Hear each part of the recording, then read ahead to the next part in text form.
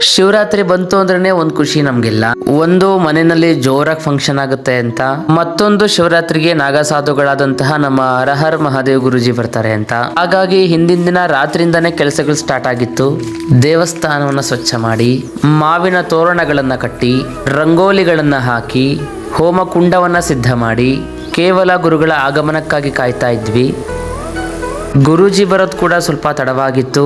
ಹಾಗೆ ಬೆಳಗ್ಗೆಯಿಂದ ಕೆಲಸ ಮಾಡಿದ ನನಗೆ ಇದು ಬಹಳ ಅನಿವಾರ್ಯವಾಗಿತ್ತು. ಕಾಯ್ತಾ ಇದ್ದ ಸಮಯ ಕೂಡ ಬಂತು, ಗುರುಗಳ ಆಗಮನ ಕೂಡ ಆಯಿತು. ಗುರುಗಳ ಪಾದ ಪೂಜೆಯನ್ನು ಮಾಡಿ ಅವ್ರನ್ನ ಬರಮಾಡ್ಕೊಂಡ್ವಿ. ದೇವೋ ಮಹೇಶ್ವರ.